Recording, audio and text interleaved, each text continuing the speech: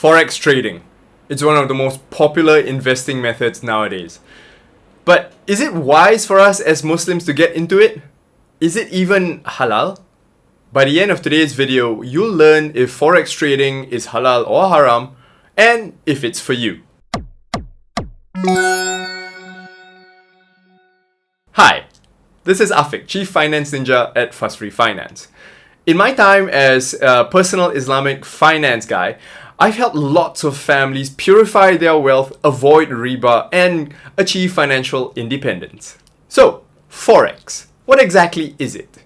In its simplest form, Forex or foreign exchange is simply exchanging one currency, cash, for another type of currency, another type of cash. In other words, if I'm here in Singapore, I use Singapore dollars. And if, say, for example, I want to go to the United States, I'll need to exchange, foreign exchange, my money from Sing dollars to US dollars.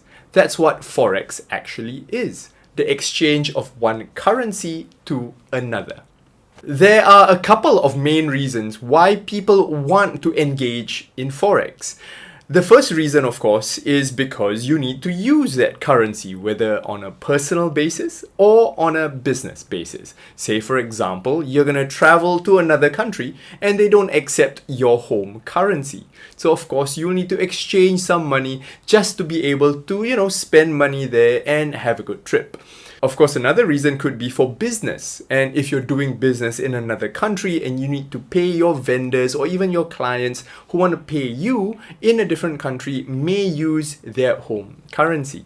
And so you may need to exchange those currencies depending on what you're doing. From an Islamic perspective, is Forex trading necessarily permissible or forbidden? Let's go a little deeper. This is how Forex can be halal or permissible. Number one, it has to be on spot. Spot means instantly or immediately. There is no future transaction. There is no speculation. Spot also means that it needs to be exchanged, on the spot, immediately. So for example, if I needed to exchange my Sing dollars for Malaysian ringgit, for example, if I'm just crossing the border, I would go to a money changer, and go over there and say, hey, here's 1,000 Sing dollars, give me some Malaysian ringgit, depending on whatever exchange rate. Now, the exchange happens on the spot. Immediately, I give my 1,000 Sing dollars to the money changer and he gives me back my ringgit.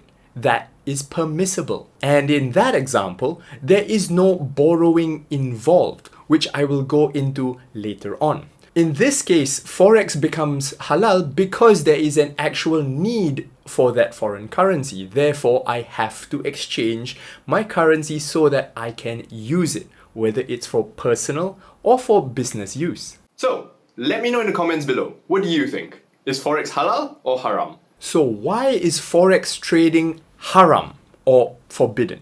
Firstly, most of the Forex trading platforms out there operate on something called leverage, which means if I put up a capital of say $1,000, they will give me $10, $20, or even $100,000 to trade with. In other words, they are lending me some money so that I can trade Forex. Now, why is this important? The reason why they give you leverage is this. Generally, currency fluctuations don't move very, very much. What this means is if I'm trading just $1,000, I might only make maybe $1 in return. So what happens when they give me leverage? Well, if I give them $1,000 and they give me $100,000, instead of making just that $1, I can potentially make $100. Of course, vice versa, if I can make $100, I can lose even more. From an Islamic perspective, the concept of leverage is forbidden because you are borrowing money and that leads to riba. And so one of the first reasons why Forex trading is haram is because of leverage. The platforms out there that give you leverage or financing, another similar term, will actually lend you that money for an interest rate, and that is forbidden in Islam. The second reason why Forex is haram is simply because it is a zero-sum game. What is a zero-sum game? Well, in a zero-sum game, for someone to profit, somebody else must lose. In other words, when you add both numbers together, it becomes 0.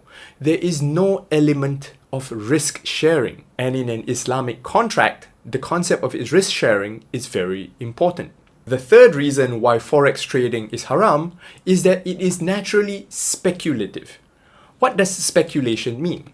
Speculation means you have no idea if something is gonna pan out, whether it's gonna go up or it's gonna go down. You have no idea.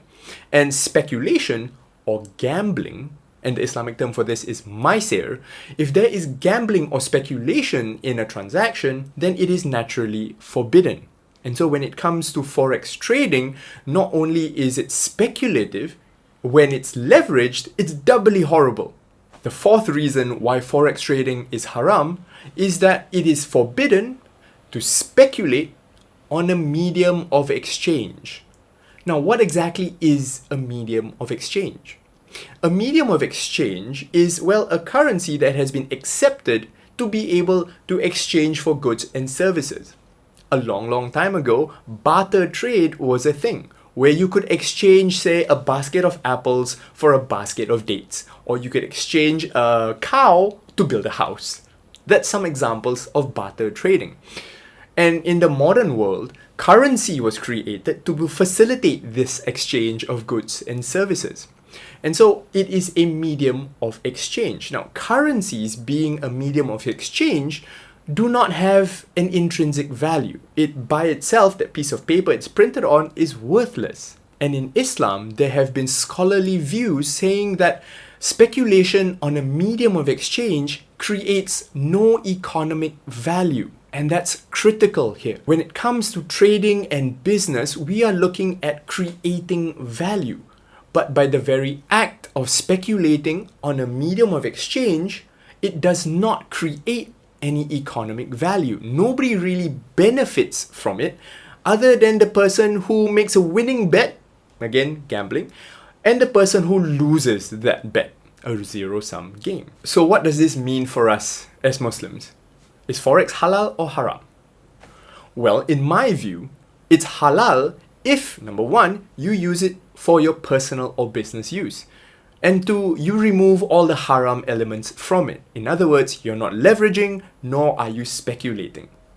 So when is Forex trading haram? So in my view, Forex trading is absolutely haram when, number one, obviously you're leveraging. Number two, you're speculating. And here's the thing, folks. Even if it was halal or haram, 99% of traders fail to make money. In fact, 80% of them lose money. So naturally, is Forex trading for you? If you can't take the risk, and 99% of people can't, avoid Forex trading entirely. As Muslims, we do have halal choices available to us. In fact, I've written a really quick 2-page guide for you to kickstart your halal investing journey. So let me know in the comments below if you want a copy of this halal investing guide, and I'll be more than happy to send it to you. I've created a Facebook group that helps people come together and share halal investing ideas, and in fact, I'm quite a big contributor to the group as well. If you found this video to be valuable and you've enjoyed it, let me know in the comments below, subscribe to our channel, and just share. Because we do this just for you.